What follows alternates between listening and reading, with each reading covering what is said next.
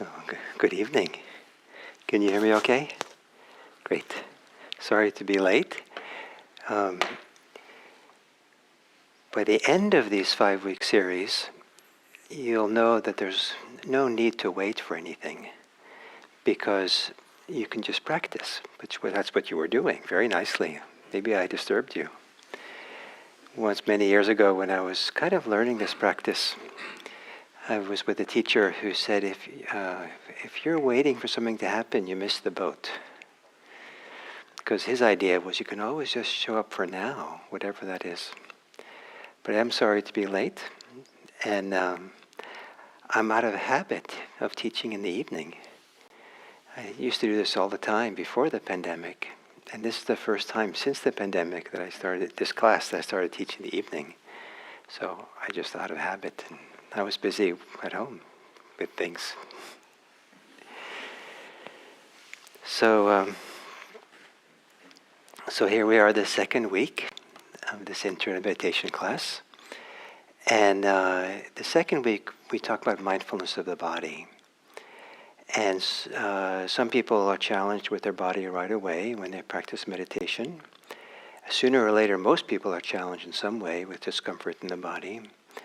But even without having to practice with discomfort, the body is this wonderful arena for practice. In fact, it's maybe the central kind of arena, so much so that some people will say that the real temple, the Buddhist temple, or the real monastery is your own body. That learning to kind of live in your body, through your body. And it was certainly a surprise for me when I started practicing Buddhism, how much being in the body, being embodied, was emphasized. And over again, we would, various ways, use our bodies, bring attention to our bodies, that evoked a very strong sense of embodiment. And there's even Buddhist texts that say that people get enlightened through the body. And the Buddha himself talked about there's no enlightenment without mindfulness of the body. It's that important. So it's not just we have to contend with it and be mindful of it because it's challenging sometimes. The body is actually quite a wonderful place to live. And we'll see through meditation practice as it develops, not only is the relationship to the body changes, but also our inner sense of what the body is changes. And it turns out that if you close your eyes and feel your body, that whatever feeling you have of your body, the experience you have of your body, is not just the physical body. What the experience of the body you have is always mediated by the thoughts you have, the mind states you have, the level of concentration you have, the level of distraction you have, the level of neurosis you have. The body is very amenable to the mind states and what's going on in the mind. And it's dramatic how thoroughly our experience of the body can change when the ordinary thinking mind quiets down.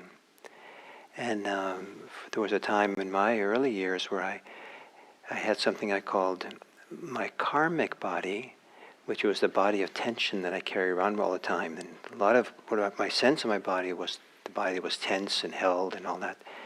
And then when I got into meditation at some point or other, it was kind of like I left the karmic body behind. And my sense of body became much more harmonious, radiant, soft, expansive. Sometimes like there was no sense of any boundaries in a way that felt really, really delicious. So I say all this to you with the idea that whatever you think your body is and your experience of your body is, it probably isn't what you think. Or say it differently, it is exactly what you think. Let's think differently. And your experience of your body will become different as well. So that was all kind of introductory.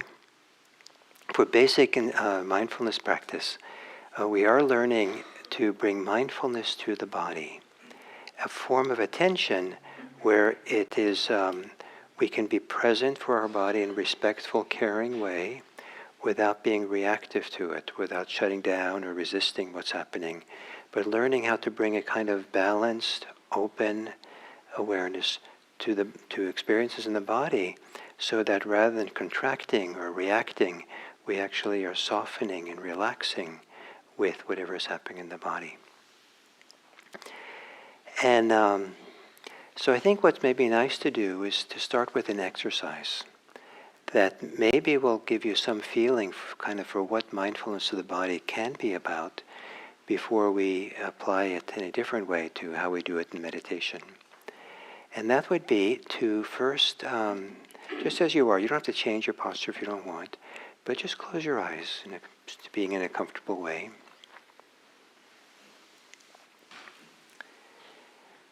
And with your eyes closed, become aware of your dominant hand.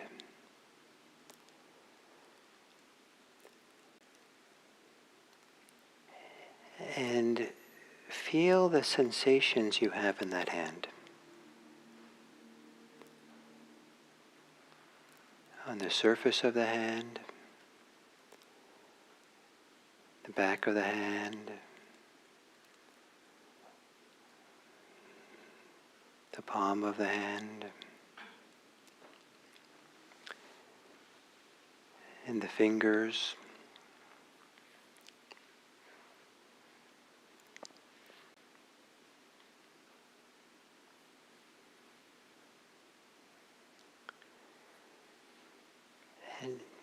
And it isn't so much that you're up in the control tower looking down at the hand. It's more like, what is the hand's experience of itself? Feeling the hand.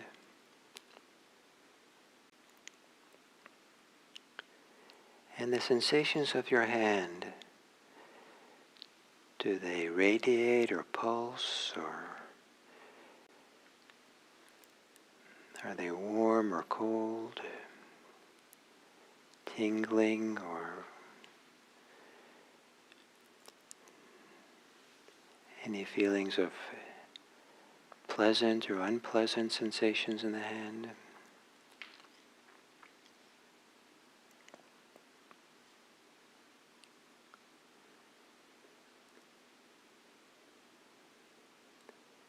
And if your attention is on the hand, but relaxed, does your awareness kind of roam around, kind of float between the different sensations of your hand?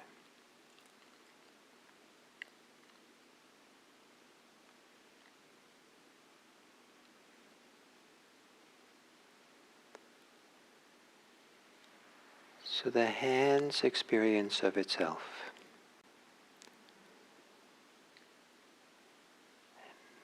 So just very simple, very relaxed, allowing the hand to be itself, allowing the sensations to be there in a simple way.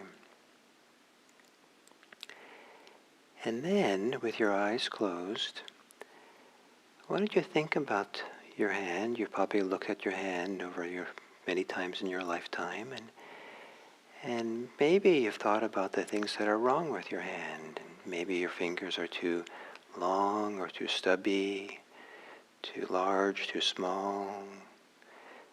Maybe your hand maybe has too many wrinkles or too many lines, or maybe the color of the hand is not quite right. Certainly you can start figuring out how something's kind of not right with your hand, or maybe it's not right now that I'm talking about it.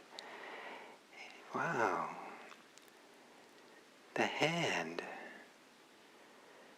How did you get into with that kind of hand?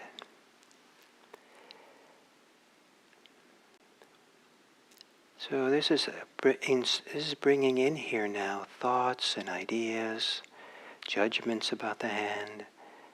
Some of you maybe it was a bit painful. I'm sorry to evoke that for you. But now put aside all those thoughts and go back to feeling the hand by itself. The hand's experience of itself.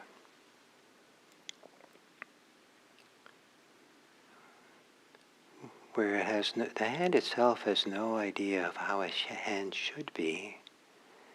It doesn't compare itself with other hands. It just that's just there, sensations of the hand.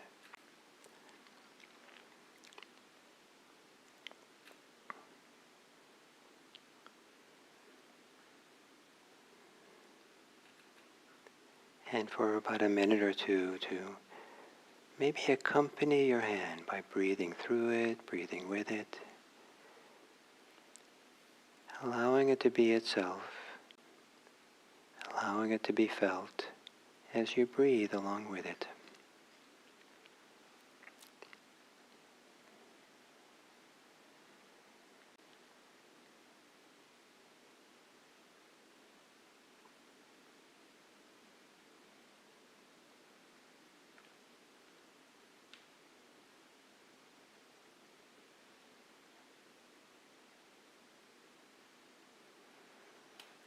And then you can take a few long, slow, deep breaths, and when you're ready, you can open your eyes.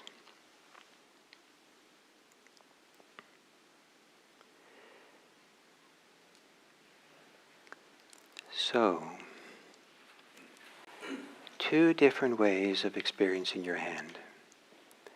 One was the hand's experience of itself, and one was through the filter of these stories, ideas. I brought along about your hand. It's kind of comparative thinking and judgments of what's a good hand and what isn't a good hand, or what finger should be, or all that. So two different ways of experiencing the hand. What did you notice about the difference between those two? Were they pretty much the same? You'll take it or leave them? Or was one... How were they different?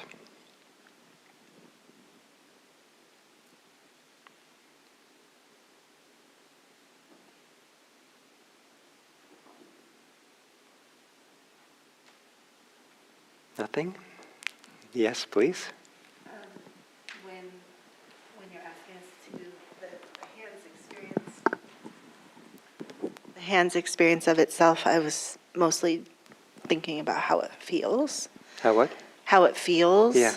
And then when you are talking about our judgment or comparison, I'm thinking of how it looks. Mostly. And what was it? And what was it like for you? The two different ways. Do you prefer one over the other? Well, how it looks was more a negative for me. Like I was thinking about the dry spots and the whatnot, you know. So it wasn't a positive, but the other was more neutral. Yeah. Great. Someone else?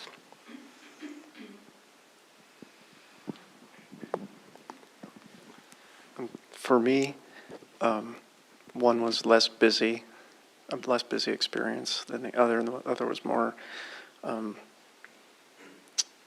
involved, let's say. So you were more involved with the hand and mentally involved. Yes. And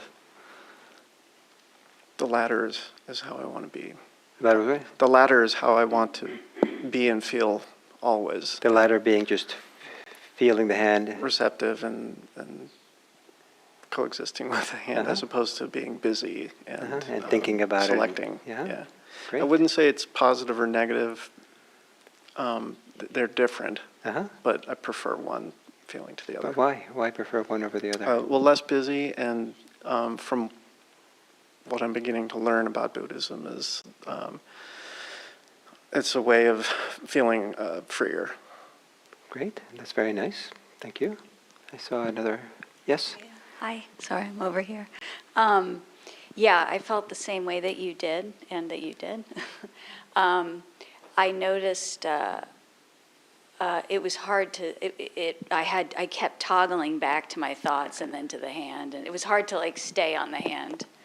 Yeah.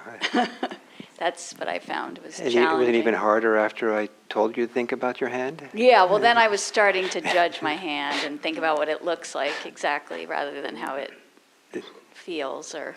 And which way did you prefer to be? I preferred the way that's not judging my hand. Or, and why would you prefer that? Because it seems much less, like busy and critical and thought oriented. It's just being. But given how much human beings judge, isn't that like what people? Isn't that normal? And shouldn't we spend more time doing that? Judging? Yeah, it's given how much people do it already. I know. Well, it just means it's hard. I see why it's hard to practice. To do the practice because of that mind. Exactly. Yeah. Thank you. So, yeah, one more here.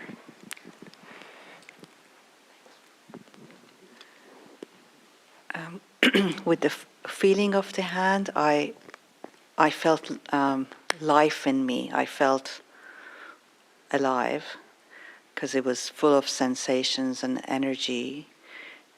And I guess the other one, I forget that I'm alive because I'm so busy thinking about the spots and so forth. Great, very nice. Yeah, forget you're alive. And sometimes in spiritual circles they say that some people are dead before they die because they're so disconnected from themselves they don't feel their aliveness, they're lost in their thoughts. So that exercise was meant to offer you a contrast that maybe you can find useful as you do this mindfulness practice. That as we're doing mindfulness of the body, we're being mindful of what's happening in the body, the way we just felt the hand's feeling of itself. Very simple. And it's not a time to judge or make comparisons or react or we do that plenty, but that often is not really so connected to reality or is not so useful and it's often painful and often when it gets accumulated or it gets in more important things than the hand, it can be really, really painful to do that. And we don't only do it to ourselves, unfortunately we do it towards others as well. We judge them for their hands or their thing or whatever. And then because we do that as a society, we do it to each other, it reinforces us doing it to ourselves and feeling bad about ourselves, and identifying ourselves, I'm this kind of person. And we get busy in the mind and thinking, and it can be very debilitating to spend a lot of time in those thoughts spinning. Mindfulness of the body is to drop out of that mind and allow ourselves to feel the body on its own terms, from the inside out, free of the concepts, free of the judgments that we might normally have in everyday life. And then in a few weeks we'll talk about mindfulness of thinking that will show a different way of how to be mindful of those kinds of thoughts without being caught by them. But for now, mindfulness of the body, this is closer to what mindfulness of the body is. The hand, for most of you, probably was a relatively neutral place to feel. Some of you might have arthritis or your hand might hurt. But sometimes in meditation, what we're feeling doesn't feel pleasant or neutral. It might actually be unpleasant, might be painful even. And when we do mindfulness meditation, you're always welcome to change your posture. If you feel your posture is uncomfortable and you're better off changing. But if all you do is change every time that you're uncomfortable, you're shortchanging the power of the learning of the meditation's about. When you feel like your morale is good, feel like it's appropriate, the idea is to, within reason, to also practice with the discomfort of the body. And the way to feel the discomfort of the body is in the same way that you felt the hand. And so that's hard to do because when it's uncomfortable, then the thinking mind kicks up.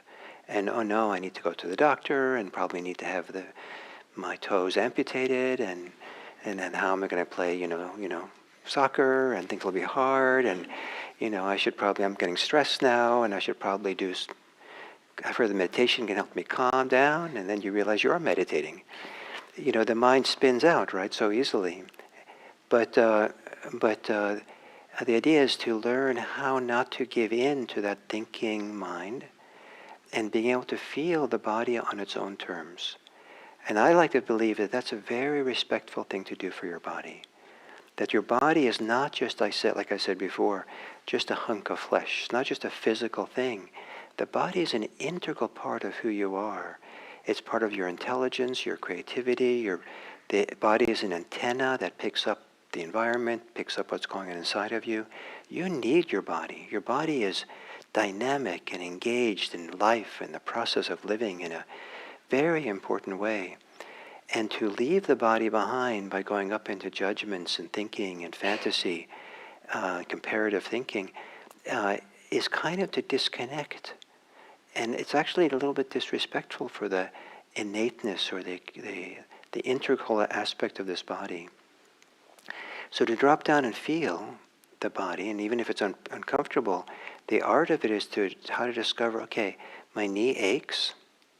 Now how can I just let the attention just be there as if it's not a problem? It's just something to be felt.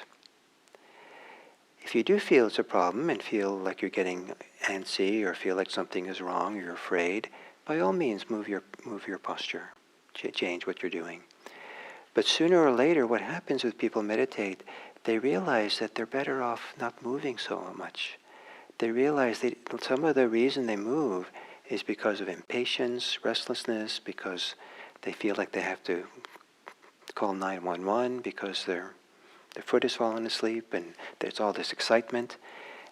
But to just begin to relax and trust the body and let the body feel itself, all kinds of things open up that are really, really useful. So the way that we practice mindfulness is that here at IMC, the way I teach, is that the default, the center of the meditation practice is the breathing. Breathing doesn't work for everyone, so it doesn't have to be the center. Some people let the whole body be the center. They just feel their whole body like you felt the hand. And that's their grounding. That's how they center themselves mindfully in the present moment. There's other ways, but for now I'll leave those two. But here I emphasize the breathing if it works. And so breathing is a wonderful object for many people. It's the rhythm of breathing is kind of soothing. If you settle into breathing and your breathing starts getting a little bit longer because you're just kind of relaxing with it, the longer the exhale, the more it seems to relax much of our nervous system. And in fact, some people who are overexcited or panic attack people will say, just breathe deeply. And sometimes that can make a big difference to calm people down. And there's something about the rhythm of breathing that for some people makes it easier to stay present. Something which doesn't move a lot in a rhythm, it's harder for the mind to stay focused on. And so to ride the waves of the breath coming and going, it's almost like maybe attention is like a ball floating on the waves in the ocean and just kind of resting with it and following it. And then as we practice more and more, that we start being able to kind of get more and more settled on the breathing and the mind wanders off less. And that has a lot of benefits because then the mind's not thinking so much. It's not spinning out in these crazy thoughts that it can have that are often debilitating. However, so some places some meditation traditions, like in Zen that I practiced first, all we were told to do was to be with the breath. That was like the be-all and end-all. And so every time the mind wandered off, we came back to the breath. Wandered off, came back, try to stay there with the breathing. When I learned mindfulness, I learned a different way. And that is, when there's something that's compelling, something stronger than the breathing, we learn to make that the object of attention. And so, whatever it might be, and we'll talk more about this as we go through these weeks, but for now it would be the body. So if some experience of the body is more compelling than the breathing, and compelling means that it's tugging at attention, like pay attention to me, sometimes it's just a lot of energy in the body, sometimes it's something very pleasant, sometimes it's unpleasant, but something in the body. Then what we do is we stop focusing on the breathing and let the attention go to this place in the body where that compelling sensation is. And then you would feel it the way you would feel the hand.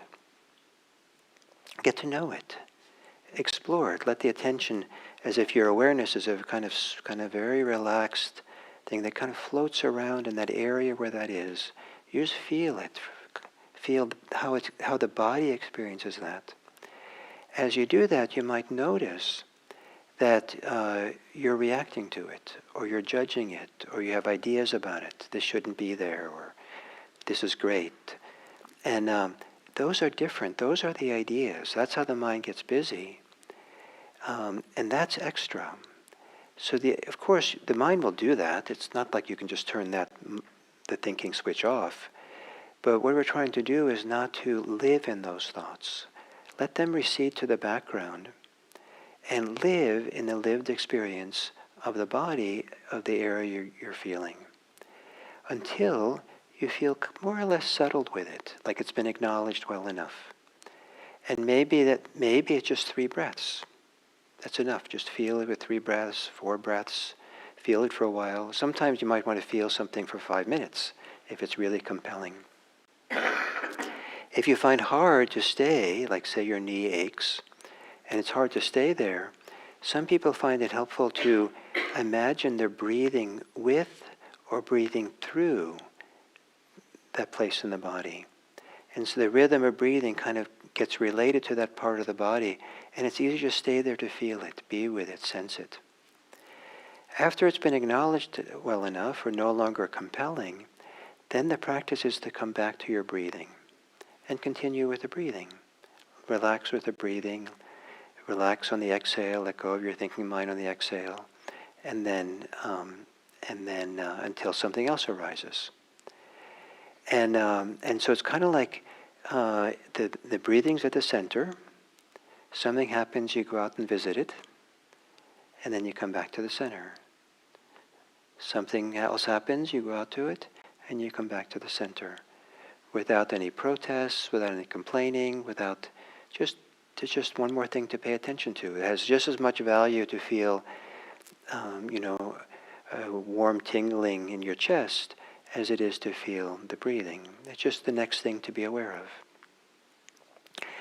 And to learn how to be present in a non-reactive, non-judgmental way for your body is a foundation for how we're going to be mindful of emotions, how we're going to be mindful of thinking, how we bring a kind of very different kind of meditative or wise attention to the present moment experience that is not being, where attention is not being mediated or filtered through our stories, our ideas, our memories, our judgments, all kinds of things that we often get in the way and make things much more complicated than need to be.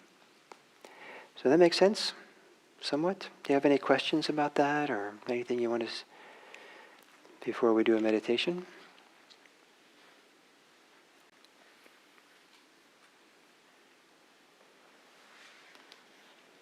Is that okay? You ready? So we've been sitting now for a while. We'll meditate for a little while. So you're probably a good idea to stand up and stretch and just kind of get refreshed in your body for a minute or so.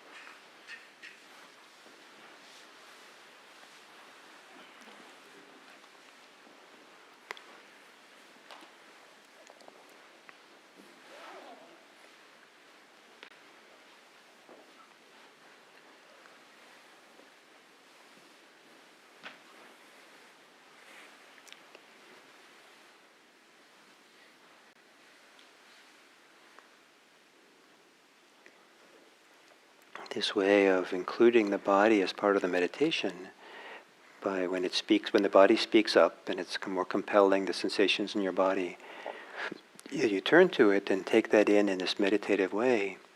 Over time, over months and years, sooner or later your whole body gets met. The whole body gets filled with awareness and attention, and slowly the body wakes up more and more. And I think I was very disconnected to my body when I started meditating. And slowly this practice kind of brought my body more alive, more sensitive. And so it became this marvelous field of attention and information and a refuge for me. So, so you might also find this way, that there's a slow process of waking up. Maybe most of you feel you're already in your body just fine, but probably if you do this for a while, the contrast will be quite strong, and just, oh wow, this is like really, now I was alive before two-dimensionally, now it's three-dimensionally or something. So, assuming a meditation posture, and gently closing your eyes.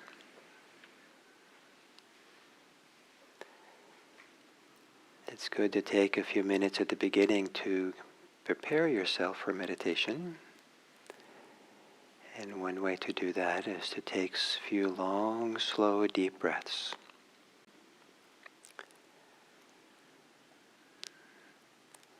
And as you exhale, make a long exhale where you relax in your body.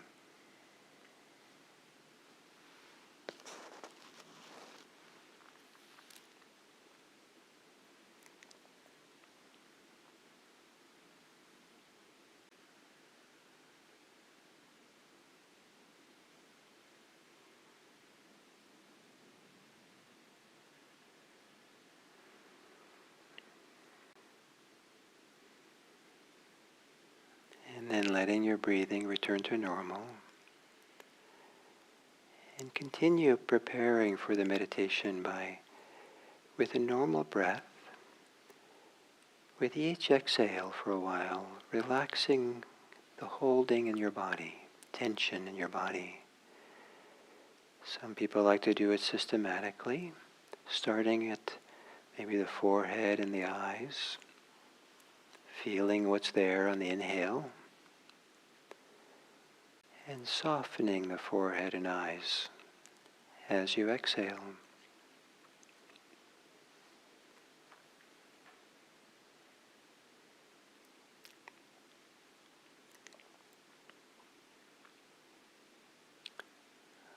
On the exhale, letting the muscles of the face fall away from the bone.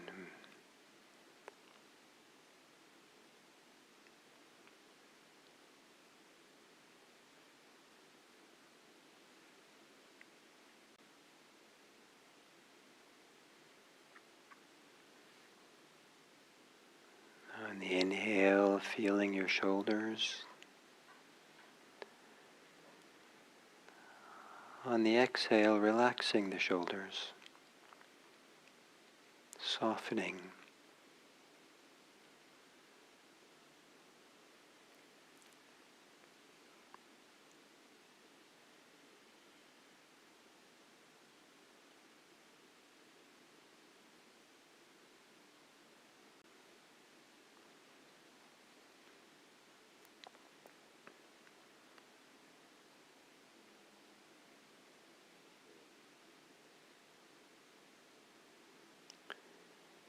On the inhale, feeling your belly. And the exhale, softening the belly.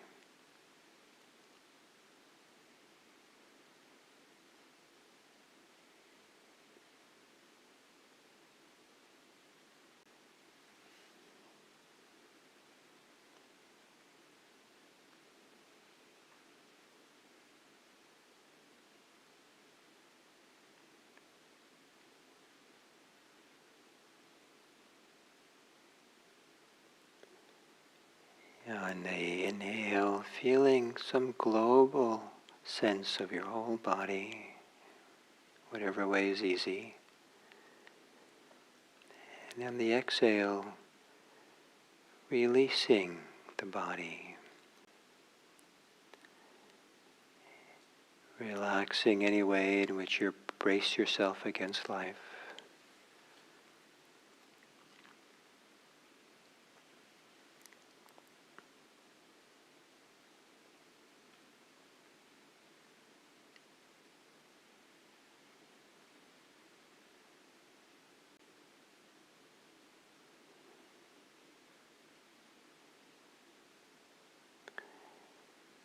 And now become aware of the part of your body where you usually experience your breathing.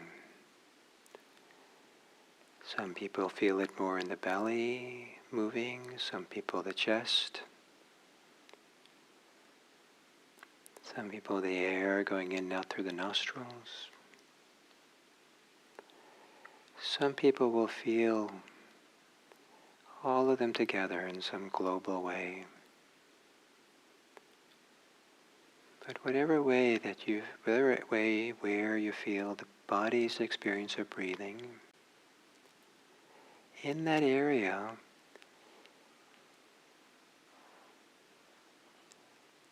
let it be like the exercise with the hand. To allow the body to have its own experience of breathing, without any shoulds or the way it's supposed to be.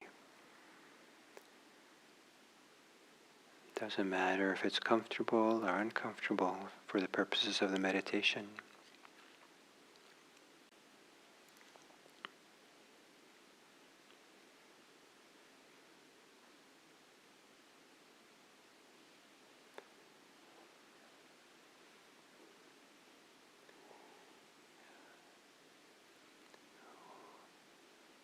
When we make room for the body to experience itself, breathing, it's kind of like a gift we give the body. The gift of it getting to know itself, to feel itself, to make room to be itself. Make room for the body to feel itself breathing.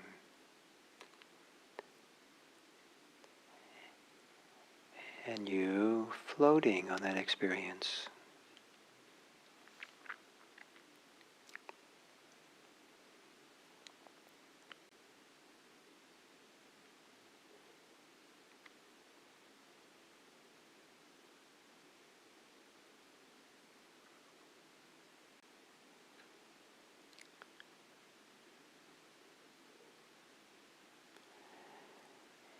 Then I'm going to ask you to shift your attention someplace else and see if you can do it in a calm way, gentle, slow. So move your attention to some place in your body that's not your breathing, that's a little bit compelling. Maybe not the most compelling, but it's a little bit, some other sensation in your body, place in your body.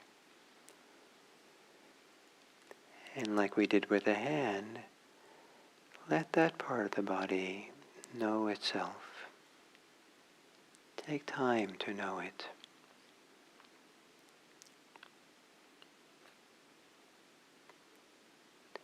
To feel it.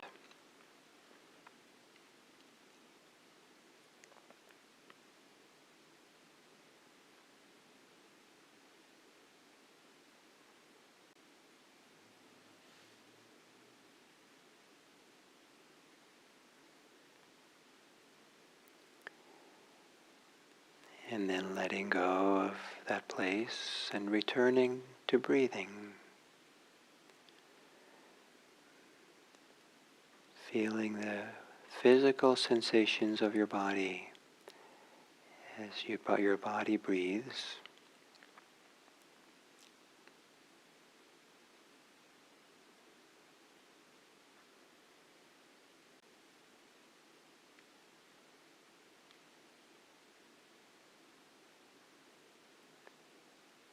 If there's a lot of thinking, on the exhale, relax the thinking mind. Any tension or tightness associated with thinking, let it soften and then return to breathing.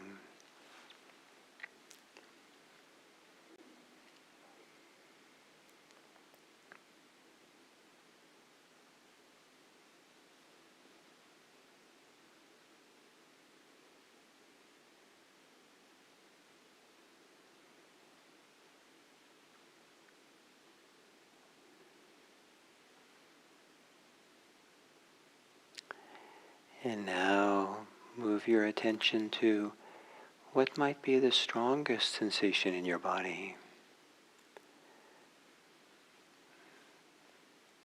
And for a few moments, even if it's painful, let it be. Let it be itself. And let the body experience it from the inside. If it helps, you can breathe with it or breathe through it.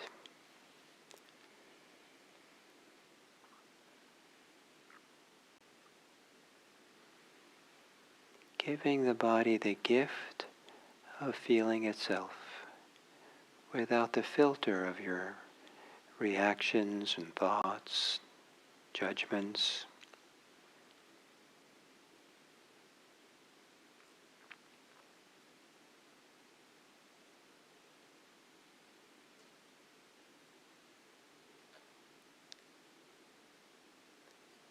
It's an exercise of seeing how simple you can be. To simply feel the body in its own terms.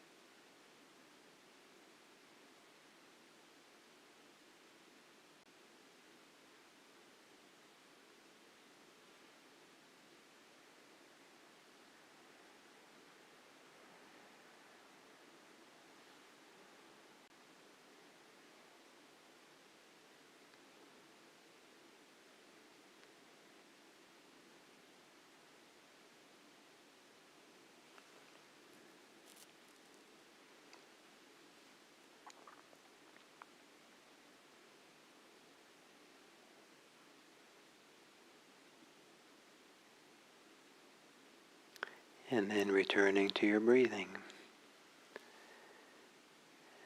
And letting that sensation recede to the background as you enter into the body's experience of breathing.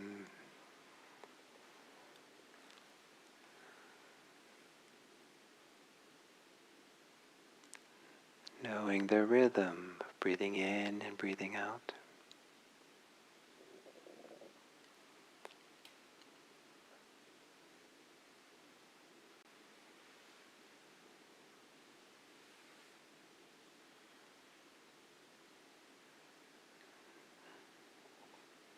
If the mind is thinking a lot, maybe every exhale,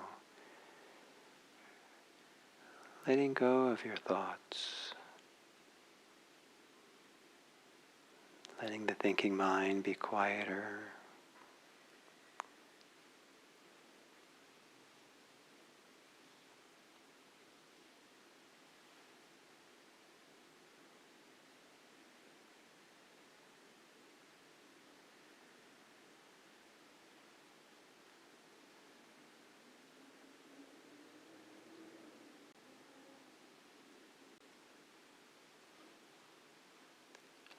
Maybe the place in your body is slightly different, where you feel the inhale and where you feel the exhale.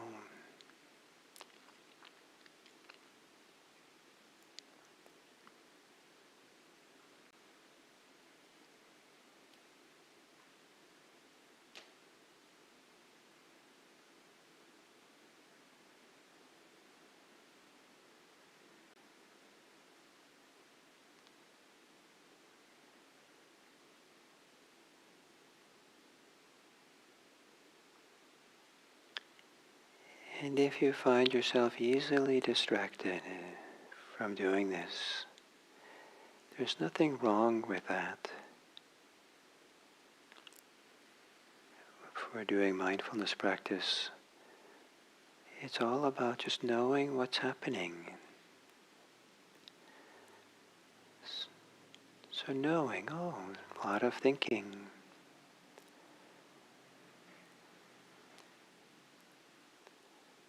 And then when you're ready, begin again with your breathing.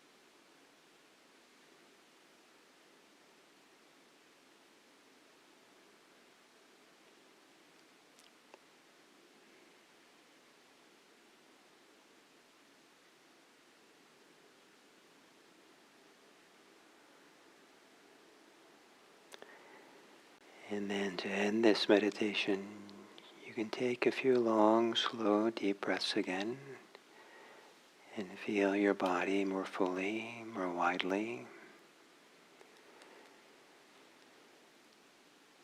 Feel the contact of your body against your cushion and chair and floor. And when you're ready, you can open your eyes.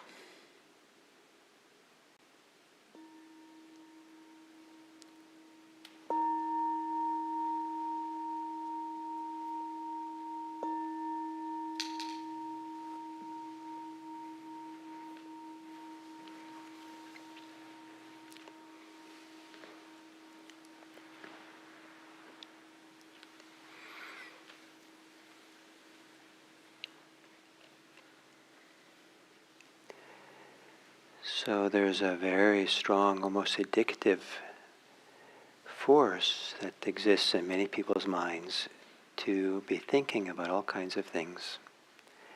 And sometimes our thinking has us by the nose and leads us around and directs us what we do and think and makes us restless or want things to be different or whatever. It can take a while for the thinking mind to discover that it's okay. It's safe to be present, to be relaxed. It doesn't have to be always busy and doing and spinning things. And that's a wonderful thing, gift to give to the thinking mind, that it can finally trust. It doesn't have to figure out, doesn't have to plan all the time. It doesn't have to defend. It doesn't have to review and figure out what went wrong or something. It's okay to just be here, present in a very simple way. And one of the aids to this kind of simplicity of being is this mindfulness of the body. So it's a wonderful area to practice in. And what we're learning also is this way to actually, whatever is happening in the moment, to bring attention to it. And so right now we're keeping it simple, just breathing and the body. With next week we'll talk about now including emotions in it, and then thinking, and then the whole world in it. So that there's a kind of a different quality of attention that goes to being present in this world, to meeting this world, than is possible if we're always living in our thoughts, our judgments, our reactivity to it. There's a whole, almost like we're tapping into a different capacity of intelligence, different capacity of creativity, of freedom, by not being so glued to the reactive mind, the thinking mind that's spinning out. And that's a slow process, and that's one of the reasons why you want to stay slow in this course. Just breathing the first week, now just the body. Keep it that simple. We know you're thinking a lot. We know there's a lot of emotions and stuff going on, and that's coming. But right now, I want to keep it simple, just to get a sense, develop a capacity to be in your body more and more. So, do you have any? What was that like? Was that interesting for any of you, or revealing anything for you, or challenging in any way, or how was it?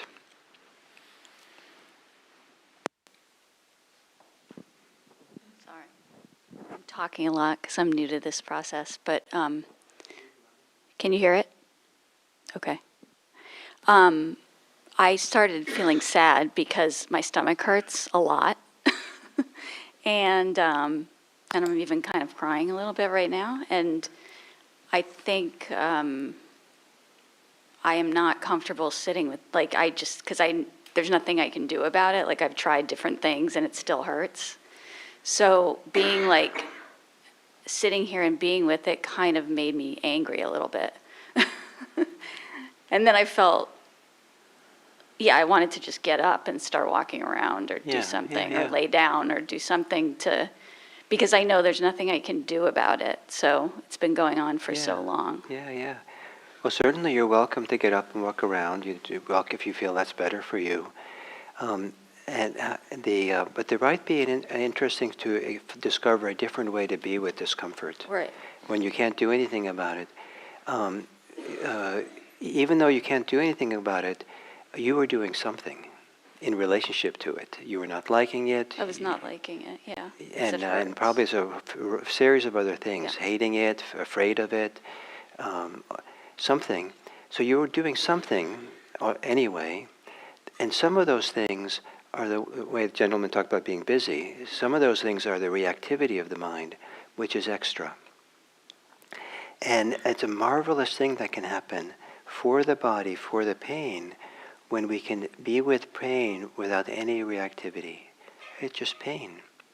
And it actually, when then the mindfulness gets really strong around something we call pain, it actually stops being pain. And how does that happen? Pain is not a singular thing. It's not like it's a composite. Pain is a composite that's made up of many factors. And those can shift very, very quickly as some of the multiple factors get diminished or shift and change. So to spend time with a non-reactive attention to pain, like in their belly, is a gift to the belly. Because it becomes very different. But it's a challenging thing to learn because of how strong the habit is of reacting. Right, and then I like kind of wince because it hurts so much. So, Yeah, well, I don't know how bad it actually is. I so mean, it's not that bad. Yeah, It's chronic and it's sort of uncomfortable. Yeah. Yes. Yeah. So, but so I don't know. I can't tell you for your condition. You know, so it might be laying down. I don't know what it is. You're always welcome to stand. Stand up. But I think very, very often, people who learn mindfulness learn how useful it is to be present with acute pain with non-reactivity. And in meditation, you have a choice to get up and leave, always. A day will come where you don't have that choice. So meditation is the laboratory. You're discovering how to be with challenging situations, very challenging life situations, in a new way. And so the idea is to, when you feel ready, to learn to ride the edge of where you're comfortable to be with things like this, and see if you can find a different way. And not a few times people discover it, like with pain, it's not just a pain there, but because we're reacting, there's a tension we build up around it. And that tension begins to dissipate. And lo and behold, the pain hasn't changed, but it's more manageable. There's something about the tension that created some of that reactivity. So to just hold it and be with it. So I get migraines sometimes. And I'm kind of miserable until I go to bed.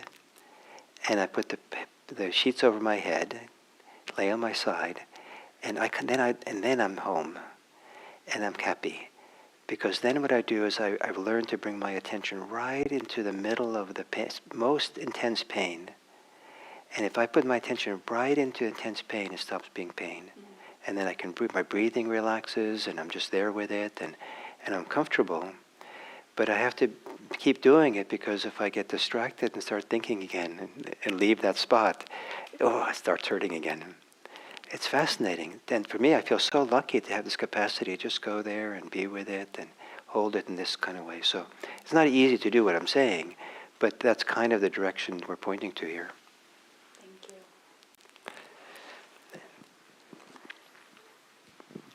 you. So behind you, Mitra, and then this gentleman here first, and then right behind you in the chair there. Oh, yeah. So I have thank you for that. That helped address a lot of what my experience was. But I'm curious about a different situation, which is more the actual posture of sitting, because it's not chronic and it will go away if I move. Yeah. And I'm just curious, some of what you described I experienced, which was kind of like the hand exercise. If I'm thinking about it as pain and uncomfortable and I just want to move, it just gets worse.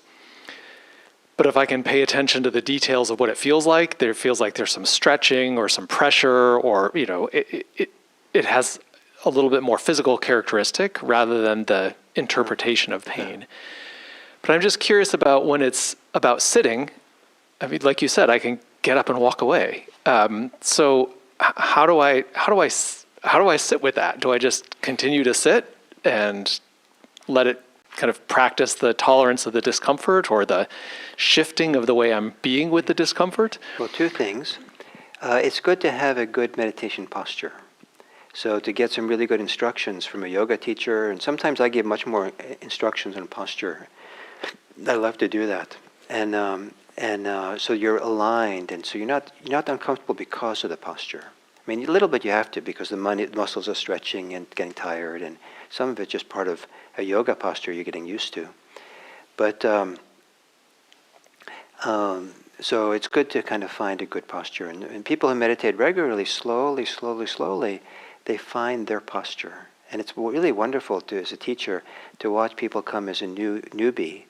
And you watch over a course of a year, their body changes, and they get, sometimes you see, oh, now they have a yogic body, just from sitting. Something ever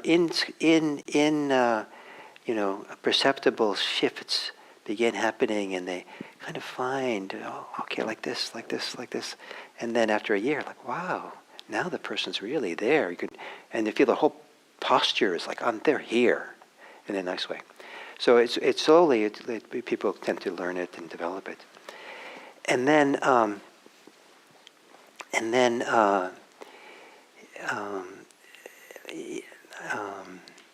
so the idea is, as I said before, that it is useful within reason to practice with discomfort. And but you only should do it when you feel like you want to do it. I see I've been meditating now for a few months, and every time I have, a little kind of ache, I move, and I move, and I move, and I seem like I'm moving every 2 minutes.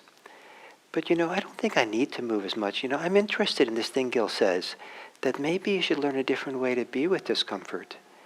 Now today the discomfort is not so bad. So today I have this morale. Today I slept well, I had a good meal. I'm a little bit enthusiastic. I want to explore this. Okay, let's try to explore it. And then, okay, that's enough. And then next day a little bit longer. And slowly you learn about it. So I'm kind of making this, so it's up to you. So when you feel you're ready for the learning, for the practicing and training with the discomfort, do it. But you don't have to. It's not like, in Zen, you weren't allowed to move.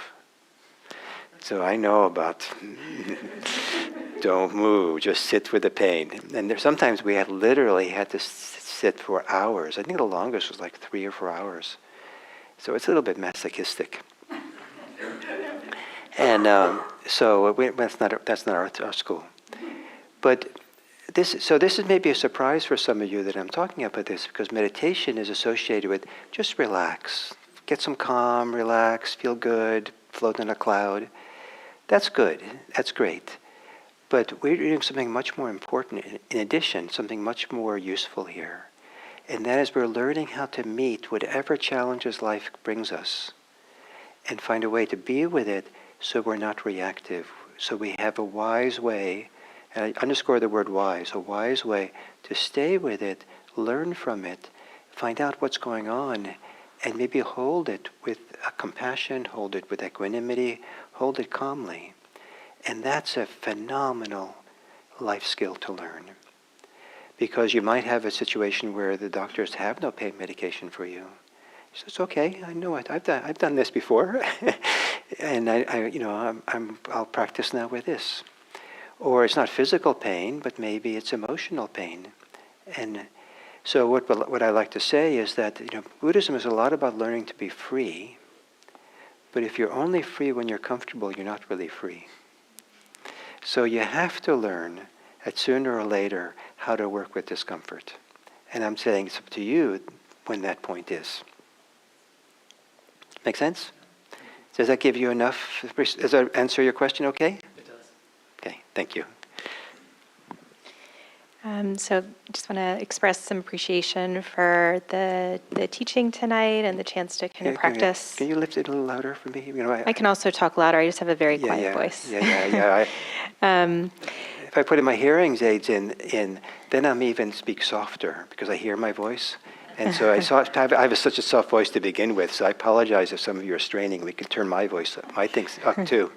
But Is this okay? Yeah, Can you now hear it's me? good, yeah. Okay. So yeah, I appreciated the instruction to kind of stay with the breath and then go off and visit different sensations that were compelling. Yeah. And I noticed, and this tends to happen when I sit, all of a sudden like an itch arises, right? That wasn't there a second ago. And I've noticed too, like if I kind of let myself attend to that and I kind of scratch it, then another one will pop up somewhere else, right? So it's this like funny thing that happens. And so I just kind of did that practice, stayed with it, and it began to kind of transform. And it actually became this like really marvelous thing. And it was like, it's kind of an odd experience, but it felt almost like a constellation of stars or something, like this sensation that was just arising, and I was able to kind of hold it, and very different relationship to it, which Yes. I hadn't really experienced before. So just wanted to share that and say thank you. Yeah, wonderful. That's very nice. That's a way that this can unfold in meditation. Stars and constellations and sparkles and lots of space and openness, and it's like you've entered into a new universe around the body. So what I said in the beginning, we have, the body shifts and changes depending on the state of the mind. That's what happened to you. Your sense of the body changed. I mean, your raw physical body didn't change probably much, except maybe stress hormones disappeared in that state. But the way we experience the body changes dramatically, and that's what you had was one example of that. So that was great. It was lovely to hear that report. Anything else? Any questions or?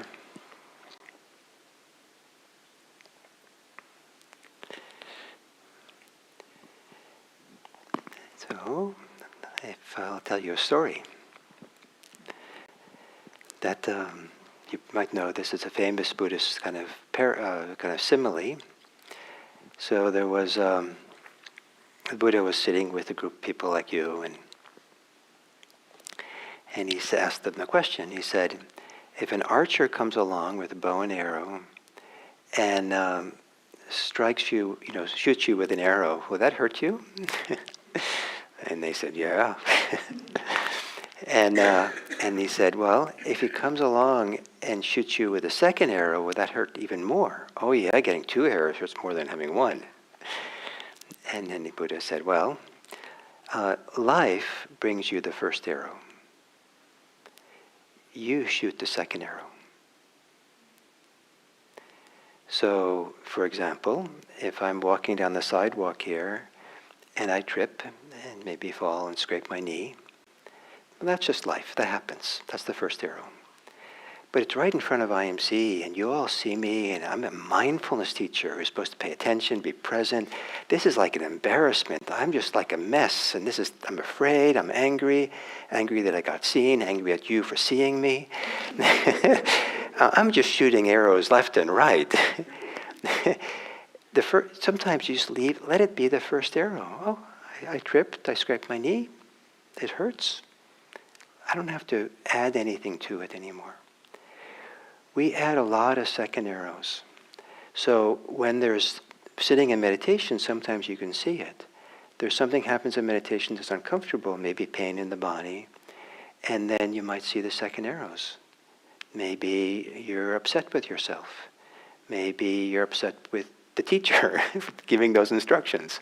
Maybe you tighten up. Maybe you shut down. Maybe you spin out or something, or criticize yourself. I must be doing it wrong. There's all these second arrows we give. And part of what we're doing here is learning to be present in a very simple way. The simpler we can have the presence, the more we start noticing what we do that's extra. The second arrows, the reactivity. And for now, it's very important that you don't see that it's best not to ever think that you're meditating wrong. I want to just this is like the meditation-free zone. You can't do it wrong. So if you have a second arrow, smile. So I saw that. I'm learning the tricks of the mind. I'm learning what my mind does. This is really important to see. You notice, you see what's happening. Then you're doing the practice. And so I've said before, last week too, if you get distracted a lot in thought during meditation, That's not wrong. What you do then is you see that's the case. Look, I'm thinking a lot. Oh, no, but you're not supposed to think in meditation. Wait a minute, I think that's a second arrow. Let's just start again. And one of the little tricks of doing this kind of meditation practice, when in doubt, just start over. Start fresh. Just in a moment's notice. Just, okay, I don't know what to do. That's lost. I had a lot of second arrows there. And where do I find my way back? Okay, just take a deep breath and just start over again. Let's say from just beginning. So try not to think that you're doing it wrong. If you have thoughts that you're doing it wrong, you're still not wrong. It's just one more thing to see. Oh, look at that. I'm thinking those thoughts. I'm thinking those thoughts. And having that kind of attitude, just let it be. It's good to see it. It's important to see it. That's the path to freedom. Start seeing what goes on in the mind, in the heart, in the body. And then learning to come back and be really simple with everything. And right now, the idea is to be really simple with breathing, which is a bodily experience. It's just not just one embodied experience among others, and very simple with other sensations in your body. And maybe for this next week, if there's some uncomfortable body sensations that you might have, and you feel some curiosity about practicing with it, you might discover that it might be interesting to bring attention and feel it really, really simple, the discomfort. See if you can just hold the discomfort as if it has permission to be there forever. As if. Hopefully it doesn't stay forever, but you kind of that attitude, and then just be with it, breathe with it a little bit. Maybe go back to your breathing, and then if it comes back, go back to it, and just be and see how simple you can be, and see what shifts and changes. See what second arrows you don't add. See what extra layers of maybe tension or contraction you stop doing that maybe you didn't even know you were doing until you started to learn to have this radical simplicity of just being with it. It's a life skill which will serve you really, really well in many, many situations. And someday, it's not just because it's for your sake, but someday it might be because it's time to help someone else. But you have your own challenge with your own pain and difficulty, but now you know how to hold it so it doesn't get in the way of being able to be of help in the world. It's a radical thing we're learning to do here. So, mindfulness of the body.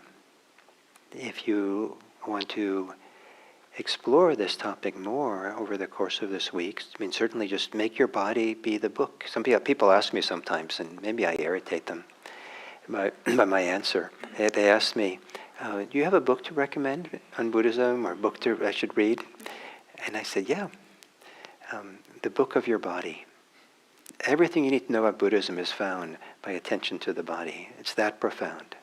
And I have a little bit of maybe credibility in saying that because I have a PhD in Buddhism. So I should know that this is where you find it, not there in those books. And so this is the place. And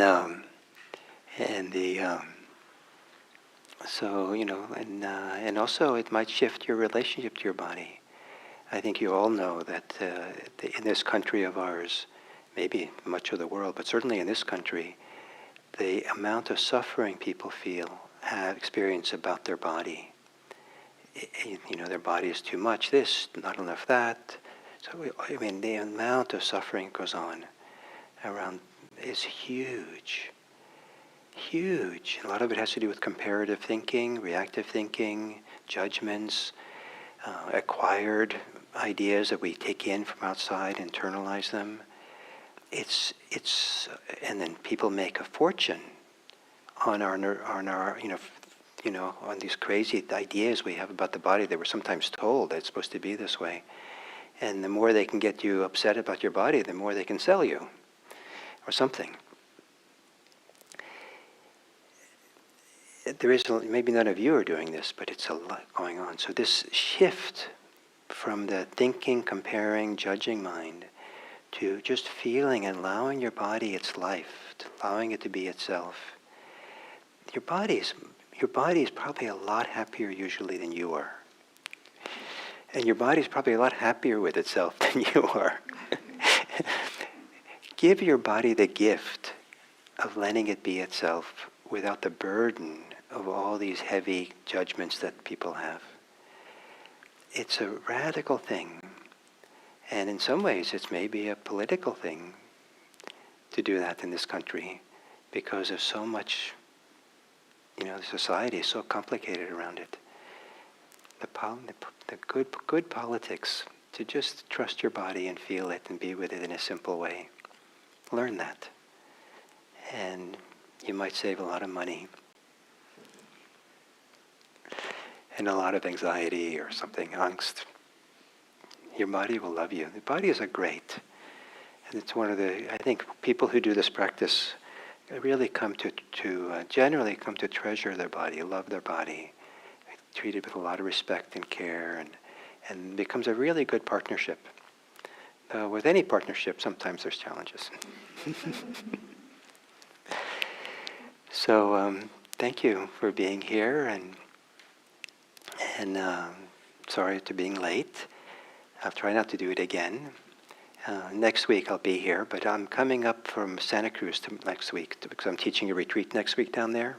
So, we know Highway 17 is notorious with problems, so I'll call someone here if I'm stuck in traffic, but I'm planning to come over the hill early enough to be here in time. And or if I really can't make it, then maybe Tom teaches this course also sometimes, so maybe you can fill in for me. But so thank you, and I'm happy to stay here a little bit if any of you have any questions you want to ask me or say anything. And thank you for being here.